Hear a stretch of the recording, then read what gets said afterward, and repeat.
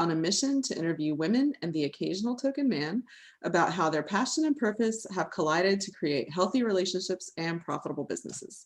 I'm Elizabeth Denham, here with Rebecca Monet. We are the co-founders of The Coterie and the co-publishers of the Franchise Woman magazine. So Rebecca, how goes it? Happy Wednesday. What happened to this week? It's gone by so fast. I don't know. It was Monday yesterday. It was Monday yesterday. Now, the good news about Wednesday is it's hump day, happy hour day. It is. It is a very exciting thing, and I might even have some wine tonight. I'm debating how far do I crash my little Whole30 diet. Yeah, that's a tough one, especially since you've been so good. Especially, yeah, but I'll see how the rest of my day goes. Yeah, I have to do it after all. It'll be a snap decision. So what are your rose and thorn for this week? You know, it's so funny, Elizabeth. I know we do this every week. I need to just have a little flip notebook. When something ucky happens, I need to write it down, and something brilliant happens, I need to write it down, because all of a sudden we get to the show and I'm going, rose, thorn, what just happened? But I can tell you what happened on Monday that was a thorn. Okay. So I don't like shoes, and I am 90% of the time barefoot unless I got to go outside. And as you know, the house is in kind of this remodel stage. So I'm tromping through the house, hurrying to get to a class I'm teaching via, of course, Zoom.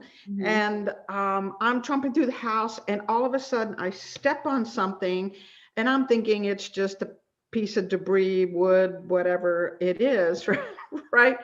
But ouch, does that thing hurt. So I'm kind of hobbling along to get my bottle of water, get to class, do my thing. And all of a sudden I see this trail of blood all the way down the hall, all the way into the kitchen, down the entryway, into my living room, which is where you're seeing me right now.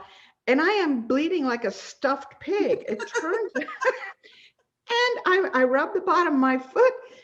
It's a piece of glass. It's just severed the bottom of my foot, and I can't get it out. I mean, I can't get it out. I'm getting into class. I'm bleeding all over the place, and I can't get it. So I'm trying to pick. I don't have fingernails, as you can see, so I can't get it out. So this silly thing is like bleeding, like ridiculousness, until I can stop at some natural break to go get a pair of tweezers to pull this silly thing out. In the meantime, I am teaching a class in a pool of blood and trying to stay. Talk about multitasking, right? That is multitasking, and gotta be distracting, because you're wondering, did you have like a towel or something that you wrapped it in so you weren't bleeding at your desk? No, because I didn't think, I just thought I stepped on something that was hard and I hurt. I didn't realize I was bleeding till I sat down in front of the camera. And then I got, dozens of people in a class. I'm not like, excuse me while I, call the paramedics. I mean, I didn't know what to do. So fortunately I have hardwood floors, actually those beautiful vinyl floors. And so it wasn't like it was on carpet. So hallelujah for that, right?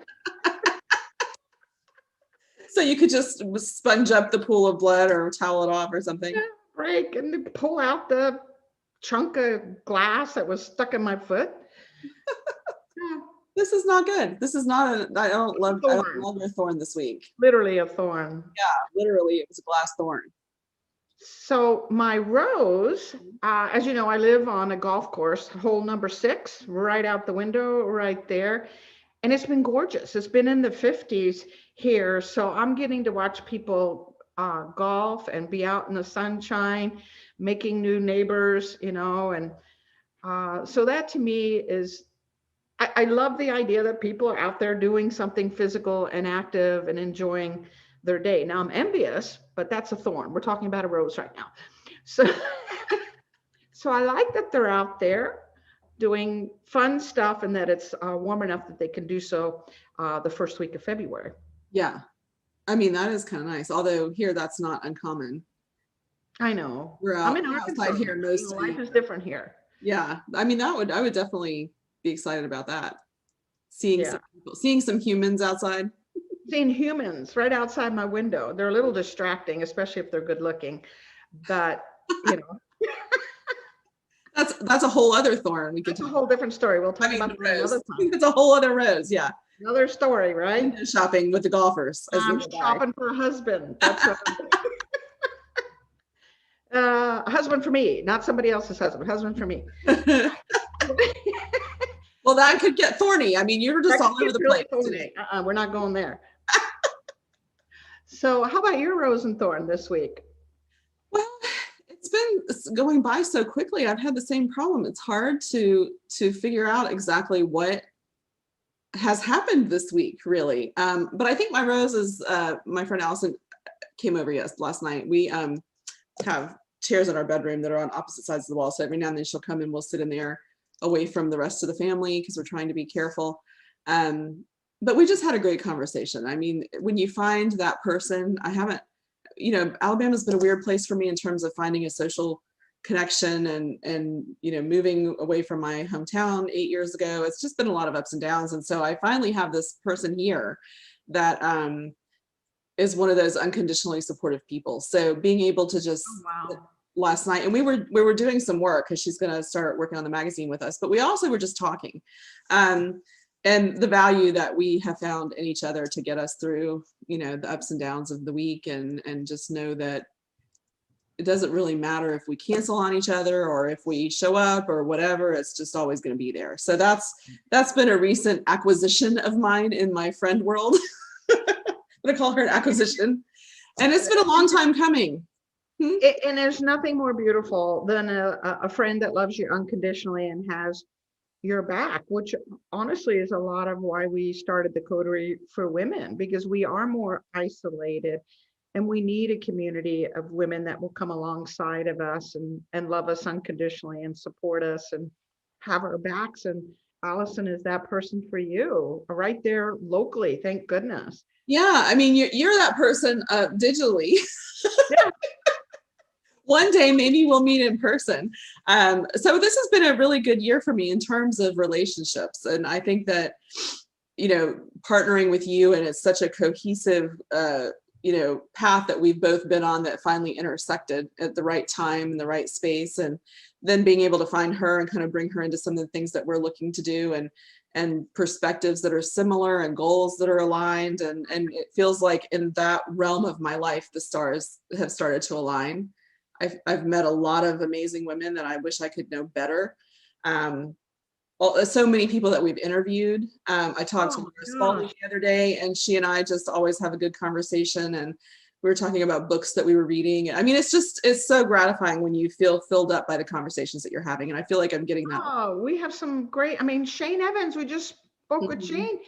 Oh my goodness. I mean, isn't that someone you want to make into your best friend? I mean, absolutely. And so many of these women are falling in that category. So I'm hoping that they will become a bigger part of the coterie, and do our facilitated conversations are coming up, and how that's going to look and how we can engage more frequently with these women so that we develop those relationships. So I think on a personal small circle level, I've had a better year in terms of that, of building that. And then on a professional level, just expanding that feeling has been such a rose. Yeah. So after all that, I don't want to ask what my thorn is cars again. We've had issue after issue after issue with cars. Part of the problem is we have too many kids who have cars, and then ours. And so Donald's truck is out, and Jake's working on his car issue. And I mean, I'm just really over it. So over car problems and, dependent children. I don't think, the kids aren't always dependent. They do grow up. They're getting, and but if you have to choose ours are getting cars and the kids, I'm going to suggest you choose kids. Mm-hmm. Yeah, clearly. But some days you just feel like when it rains, it pours, right? It's just one of those seasons. This last couple of months has just been like a pouring down of, or maybe it's a hole that we keep sinking into. I think a lot of people feel that way. It's like, what else? What? I don't have any more shoes I can drop. I mean, what Well, else? and that's the thing. And then you look at people who have lost people. A prominent woman in our community recently died of COVID, and she went to the hospital. She had been feeling poorly. Her husband had had it. I didn't know her, but everybody knew her. I'm not from here, so probably why I don't know her. But my husband knew of her, and she was an event venue owner and was just well known in the events world. And went in the hospital finally one day and died the next. And her husband had had it and had recovered. He had been in ICU. So you look at those situations and you think, you know, I choose the car problems. Yeah.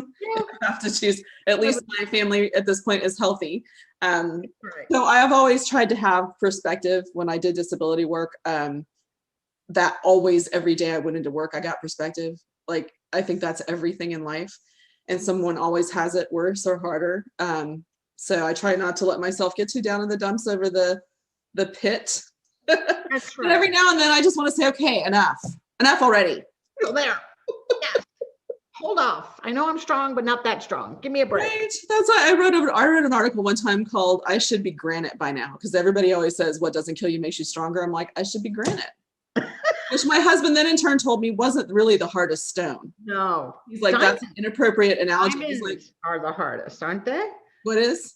Diamonds. They're the hardest stone. Well, then I should be a freaking diamond. You should be a freaking diamond.